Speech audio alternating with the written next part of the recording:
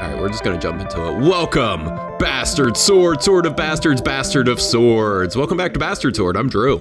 Welcome back to Bastard Swordino. I am Josh. This week, we're going to kind of gush about, probably safe to say, one of both of our favorite games of all time, Shadow of the Colossus, for a little bit. Not going to be like a full in-depth dive, but we were just like, we haven't really talked about a classic game that we just really freaking love that much. So let's say nice things about Shadow of the Colossus for a few minutes. That sounds like a good thing to do. Dude, you've heard of Shadow of the Colossus?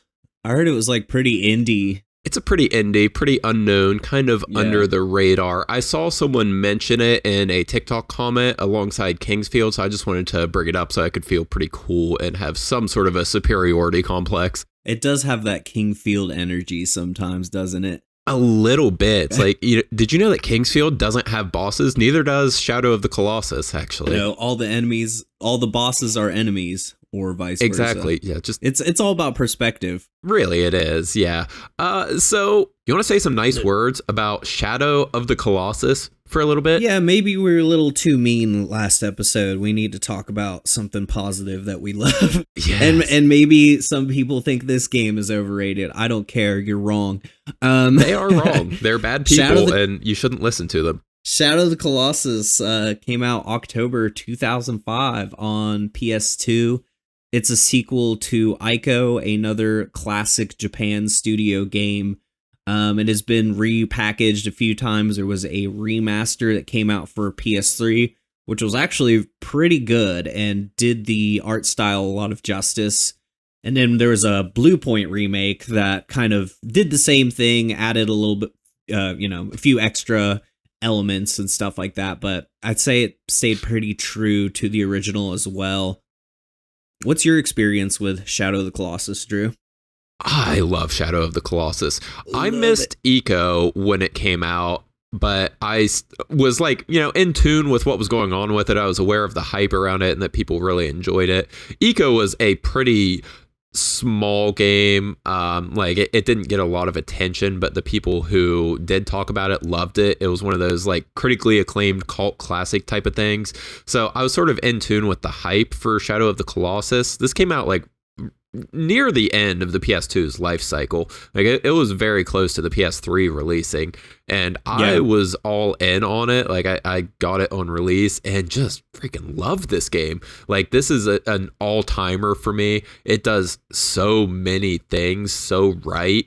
It did a lot of things that would become my favorite things in gaming that like I didn't know I valued in games just because nothing had really done them in quite the way that Shadow of the Colossus does.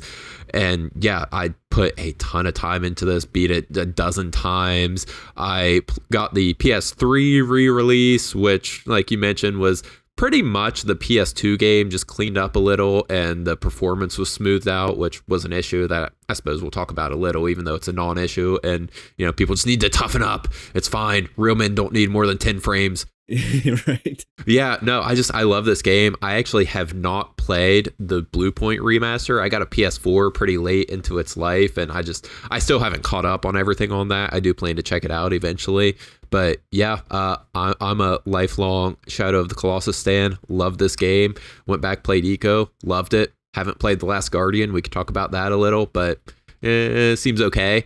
What's your Shadow of the Colossus background here? Well, that's I was, I got I think I actually got both games around the same time. And they were kind of like my first experience with like a vibe adventure game in that style, if that makes any sense to you. Yes, I was raised on like Zelda and stuff like that. So when I picked it up young, and I have like a very distinct memory of playing Eco and listening to Me Without You. And just becoming like a spiritual being at like 15 years old. That is such a weird pairing that actually makes a lot of sense. It works, yeah, because of like how the music is so sort of like fantastical in a way. And while also being like a rock band, it just kind of worked for me. But yeah, I would listen to Brother Sister and play that game like all the way through, and it just everything clicked. I love like sort of the expanded, disconnected lore of these games. It kind of follows that Dark Souls energy of there's like spiritual things that connect, but it's not direct. Like we don't know what the timeline is exactly, you know, like there's a lot of question marks in it. It's a very mysterious world. But yeah, Shadow of the Colossus is kind of like story-wise a sort of tragedy, and instead of like saving the princess, she's already dead. You know, you start at this temple and bring her body and like lay it to rest in the hopes of basically resurrecting her. It's not, I don't think it's outwardly stated that's what your goal is from the get-go, but it's revealed that you know, you're gonna try to slay these colossi in order to resurrect your loved one. And from there, it's a very like sparse, meditative open world. It's not meant to have a lot of things for you to do in it, and I think that actually works to its benefit. I know we've complained about open world games being empty sometimes or not having anything to do, but it works in the service of this game.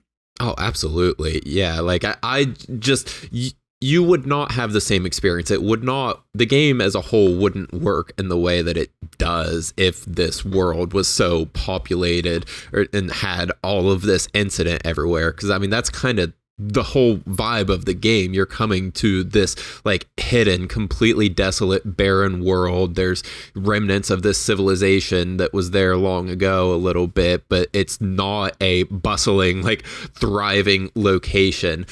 This is a place where, you know, life can be recreated, like things can return from the dead if you do your certain things there, but it's not a place where people are like actively living. There's not really much there except for these giant colossi that are just kind of chilling and living their lives and not disrupting anything, and this kind of malevolent force that's sort of nudging you in the direction to go do this thing that you find out is actually, you know, pretty evil and corruptive, just all in the name of, you know, reviving this princess, this person that I don't think it's even explicitly stated, you know, what your relationship is with this person, but it's clearly someone that you have like a deep relationship for. And it gives you just enough information to, you know, draw your own conclusions and just build this like big feeling of like meaning to everything that's happening without, you know, explicitly giving you all these answers and everything. Yeah, a very good minimalist storytelling.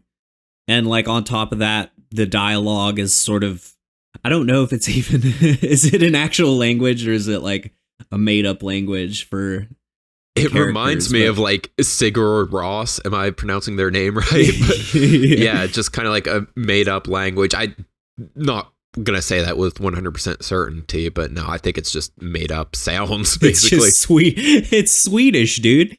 Yeah.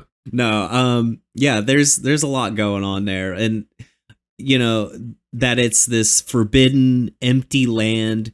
It's both like oppressive and scary while also being like beautiful, and like you're not so much encouraged to explore, you're kind of exploring to find the next boss. It is kind of a boss rush in that way that, you know, you track down one of the colossi, you put him down, climb him, stab the weak points. It resets every time you do that. Wander, the main character, reawakens in the temple and has like shadow people standing around him, and it all kind of builds. It sort of hits a boiling point toward the end, but you know, I don't want to spoil too much about it, but it is such a cool experience, and that there isn't a whole lot going on in the story. It's just kind of shown to you. Yeah, so this game was very influential. This and Eco before it have been specifically cited as inspirations for Miyazaki with Dark Souls, which comes through a lot, and a lot of my favorite things from those games are very much present here. Just that sense of scale and that sense of, I guess you'd call it like fallen majesty or fallen grace of all of these giant things that you're killing. It is just so good, and it's just such a unique vibe of like melancholy where you're scaling these just massive living beings and going through these like absolutely like wild impressive feats, and it feels so scrappy while you're doing it. Like you feel like you really are like fighting against all of the odds to just take down these things that you have no business taking down. And when you kill them, it's not like triumphant. The game doesn't want you to feel good about the things that you're doing, and it's so effective. Like when you take out these just massive like ancient creatures and you just see them like fall in such a kind of like sad, depressing, like, oh my god, what have you done, you monster type of way. Like just the way the game captures that is, like I said, something that I love about the Souls games too, and just the way they, make you sympathize so heavily with the antagonists, I guess. Yeah, I was going to say, like, a lot of the creatures, there are a few that are more like humanoid. Yeah. But there's like the horse and the bird and some of the underwater enemies. Like, they're just chilling when you show up. They're peaceful by nature, and you're the guy showing up to stab them to death. Right. So like you feel like the hero as it's starting, and then you start to question whether you're even doing the right thing, just like murdering these innocent sort of like coffin creatures, I guess. Like, I don't know. They're made of like architecture but they have fur and like animalistic parts too. So it's, it's questionable what they are. Like they're probably like fragmented souls of Dorman, which is like the collective antagonist that is kind of pushing you to resurrect your loved one. But just that approach of how peaceful it is.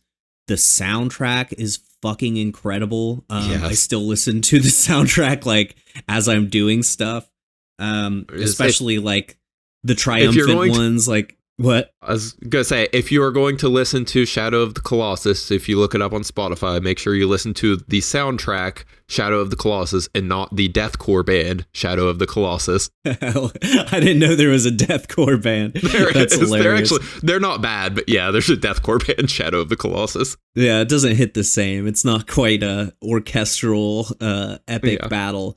And yeah, I would say like a lot of that, especially the music and some of the art style, really pulls from that Ghibli style of, like this is before we had like big next gen beautiful worlds like Breath of the Wild or Elden Ring or, something in that vein. So, what they did with the limitations of the PS2 to create this expansive open world with the scale of these bosses, and then, just like the franticness of, we brought up like Wander's model and how kind of like shaky he is, but that kind of works to the advantage of like him jumping, him climbing.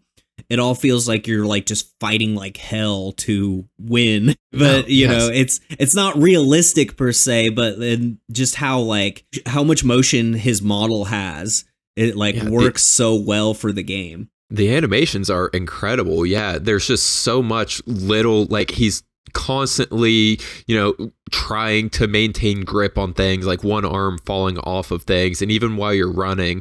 Like I replayed a little bit of this earlier today on Steam Deck. Continues to be the best investment ever. I ran up through the first few Colossi, and on the third one, he's, I think, one of the big flagship ones that they showed off a lot in a lot of the promotional materials, one of the tallest ones in the game. He's on top of this giant structure out in the middle of a lake, so you have to swim over and kind of climb up this spiral and do a little bit of platforming. But even like getting to him, going up the spiral up to get to him, you run across like some uneven chunks of concrete, and Wander just sort of like stumbles as he's walking over the elevation changes in these ways that, like you said, it's not necessarily like realistic, but he just feels really unsure and human, and you don't feel like this big infallible hero, and that comes through so well in so many of the little animations that honestly hold up really well even today. And again, this is a PlayStation 2 game. Like, this was released about 20 years ago, and it just has so many little details, and like the art style and everything, the way they used it all just looks so incredible. Like, even still, it holds up really well. Like, they used a lot of techniques that would end up becoming overused, like a lot of light bloom and kind of environmental haze and type of things to give this sense of scale and this kind of otherworldly fantasy type feel to it. It was way ahead of its time on that front, and still just looks incredible. Yeah, that is actually what I was gonna say. It might be a little bit too ahead of its time, and just everything that it was doing, and that it took what, like 6+ years for other developers to start noticing those things and incorporating like just elements from this game. I would say that third boss that you mentioned, he's got a whole thing where he hits like his sword down, and you climb up him that way. And I've seen that replicated in so many games. Like, yes, it definitely has like a lot of influence on the greater scope of video games in general. But yeah, it's just that realism, like though it's not realistic, it feels natural. Like, everything you're doing feels natural in a natural world. And it's probably one of the first games to, besides like Ocarina of Time, to like implement horse mechanics really well, and like have the horse feel pretty real, actually. Like, the way aggro behaves is probably way ahead of the curve. But yeah, I would say like the remake is worth checking out. The biggest complaint I've heard about it is they changed Wander's face, which I don't love, but yeah, if you can get past that, it's not bad. Like, I don't think it's awful. You know, if you can get past that, it's still a very, very beautiful remake. It kind of cemented why I love this game so much, and you know, I've played just about every iteration of it as it's released. So, if that's like the most available version to you, it sounds like the remaster is also very available, but you're not going to lose anything by playing the remake, I would say. Right. And there's like some additional content and little things in there that just really improve, or not improve the game, but like add like a little bit of extra flavor if you're looking for it. You really want to exhaust everything in the game, because when I first played it on PS2, I played that game through probably like 5 times. I cleared all the time challenges. I played hard mode, and it was worth it. It's so fun. Yeah, and we'll probably wrap it up here in a second. I will say though that I think the act of actually fighting the bosses on here, the Colossi, is, I think, the bar none best representation of taking down some kind of giant creature that's like way out of your league of any game. Like, you mentioned how natural it feels. I could almost see it. Like, these creatures, the fights are kind of approached in a similar way to how Valve designs their levels in Half-Life, which is probably kind of a weird call, but it doesn't feel like it's designed like a video game. Like, obviously it is, but you know, the way these mechanics all work out, it feels like you are trying to find a way to do this thing that you are not supposed to be doing. It's so good. Like, it's so scrappy. You're constantly, like I mentioned, the animations just like flailing to try and maintain some sense of composure to get up on top of these things. And it's also not super restrictive. Like, there are different ways. Like, there's a 1 or 2 or however many glowing weak points that you have to get to on these creatures, and there's generally an ideal or a planned out way to get there, but there are also ways you can circumvent that just using what the game gives you. Like, I remember having my mind blown back in the day by that third Colossi who slams his sword down. So the intended method is you have him slam his sword onto like this stone like pad on the ground, and it shatters some of his armor, and then you have him swing it and he gets his sword stuck in the ground. You run up his sword, climb up his arm, and kind of platform around some different pieces of armor he's wearing. You can also speed run it by having him slam the sword onto the ground, waiting on the tip of it, and then when he pulls it up out of the ground, you can launch yourself directly like up onto his head if you time the jump right. Yeah. Just like springboard it. And there's a lot of little stuff like that you can do, and it's so incredible, and like it feels dynamic, and like it respects, you know, what you're attempting to do with the game, and doesn't just force you to do it in this one specific way, which I always appreciate. But yeah, just the way you're taking out these giant things, like it just, the sense of scale works so much better even than it does in like a FromSoft game like an Elden Ring or whatever. I mean, I love some of the big creature fights in there, but they just don't even manage to feel, you know, as good in the same way as they do here. It's so good. It's very fluid in that way. It doesn't feel binary in a way that like a Zelda boss does.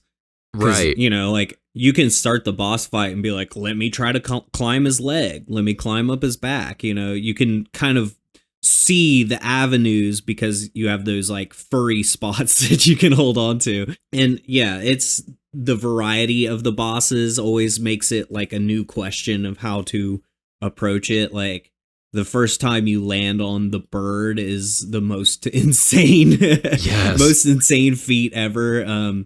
Especially on like at the time we were just like, what, how did they do this?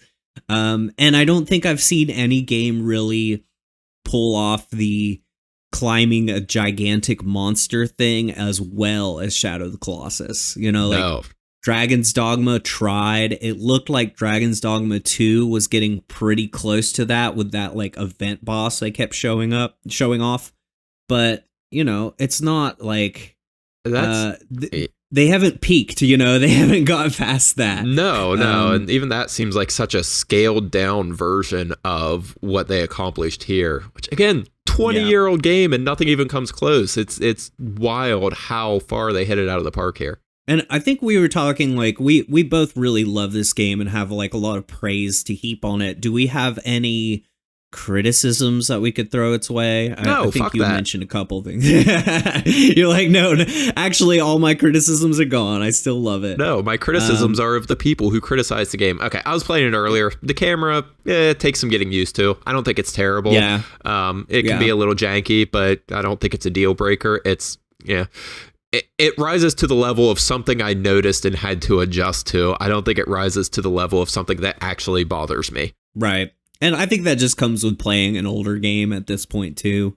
We're kind of spoiled with really tight mechanics and camera work and stuff like that. I mean, say what you will about Elden Ring, but it has a better camera than a lot of old Souls games, too. It does. Do you have any? I mean, what would you say is your main criticism of this game, if you have any? Dude, it's really hard. It's really hard to like level anything against it, really.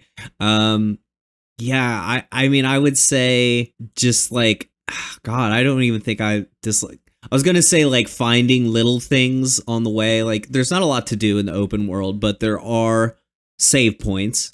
And those save points usually feature like a lizard that you can eat to get stronger. And like, I'd spent way too much time hunting those, and they fuck with you because they run around and you got to like shoot them with your bow or catch them real quick. But I think that's fine. I don't know. The worst I've heard is that Wander's model can get like a little too janky. Like he gets a little too sporadic, and I think sometimes he'll bend and break in weird ways. But personally, I've never felt like this game was wasting my time, so I gotta give it up and say that it's good. You should play it, honestly. Yeah, no, it is as close to a perfect video game as I think there can be. Just not in that like it's better than every game that ever exists and whatever, but I can't think of. It doesn't reach beyond its grasp. Like, I can't think of anything that this game tries to do that it can't do, like that it doesn't just nail. I mean, I guess we mentioned that it's kind of very ahead of its time in terms of graphics. The frame rate was pretty dicey on the PlayStation 2. Of course, it was perfectly smooth on the PS3 version. And like, if you're going to grab it today, you're probably just going to get the PS4 version, which, like I said, I haven't played, but I understand you said the performance is a non-issue on that, right? Oh yeah, it's very clean. I mean, it sticks to what Blue Point does well, where they basically import the game and then they just make it look pretty again. So Yeah. I think there were some small bugs that people complained about there, but in my personal experience, I whizzed through it and really loved it, and like had that nostalgia rush the whole time I was playing it too. Yeah. Especially toward the end when things get like kind of crazy. Yeah, even like blasting through a little bit of it earlier today, I think the scale of the game is just perfect. Like, of course, you know, we've spent a lot of time talking about the scale of the Colossi and climbing them and how impressive that is and like how imposing they are. But even the scale of the world, like, it's empty, yes. It's not overwhelmingly huge. It's big enough that you feel like you are actually, you know, going on a journey and traveling through some big places. It's not so big enough that you are wasting like 10 minutes riding in a single direction on a horse with no incident. Like there's a variety Sometimes of biomes that's part of and the everything. puzzle too. It is, yeah. Like you have to kind of find where you're going and stuff. And I like that. Like we didn't even mention how brilliant the mechanic of, you know, wayfinding is, where your sword, it reflects light and it coalesces into like a solid beam in the direction of the colossi you're looking for. And so it plays around with, you have to be in the sun for that to happen. So it'll send you into like caves and shaded areas where you have to kind of find your way without that guidance and stuff like that. And it's so like, it's such a brilliant minimalist thing that makes you pay attention. Oh God, it's just so good. I'm going to try not to go off on a tangent on that too. No, yeah, a couple of things before I forget. That's how you identify weak points. You can use the beam to show where their glowing spots are, which is also a cool mechanic. Yes. Probably like it's not one of the more popular bosses, but for what it does mechanically, it's like the sandworm that goes underground. Yeah. And you have to shoot it in the eye with an arrow. Fucking like that's, I don't think another game really did that until like Twilight Princess, to my knowledge. Like having that tight horse riding while you're like fighting an enemy and like trying to get these very precise shots and then like stunning the boss, like that is, it's incredible. Like it's amazing that they were able to pull that kind of stuff off at the time.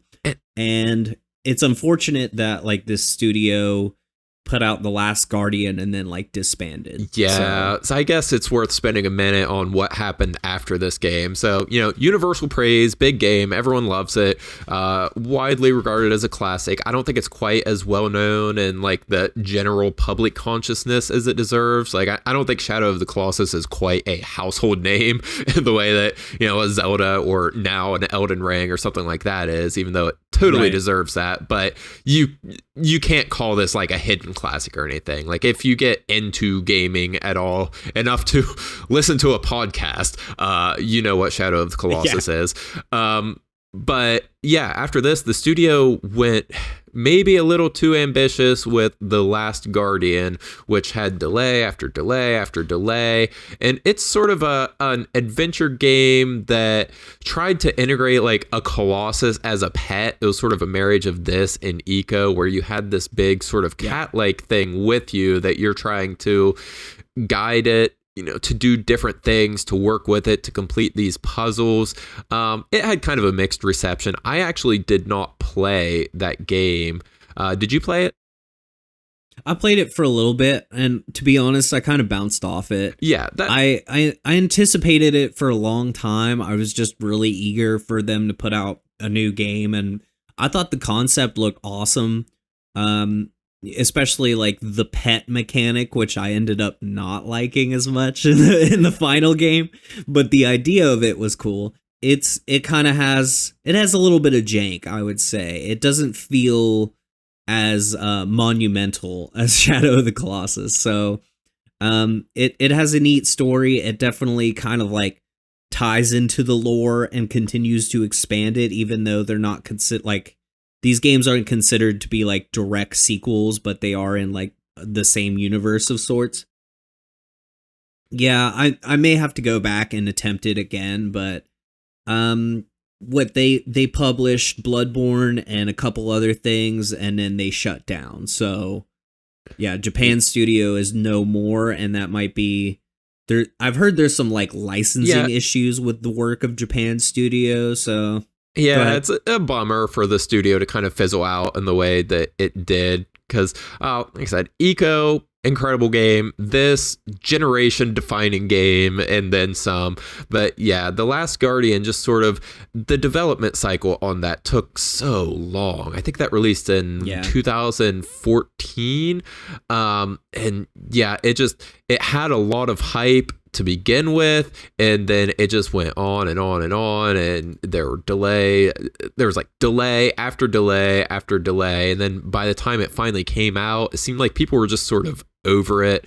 Plus the game was just, I think, not exactly what people were hoping for. It was just a little bit of not a complete dud or like a complete bomb, but just didn't have, like you said, it wasn't the monumental experience of this or of Eco, and it kind of almost killed the studio. So eventually, like you said, they just sort of whittled away, it fizzled out. It's a tedious puzzle game, and it doesn't help that it's like a puzzle game where you're trying to get your dog to help you.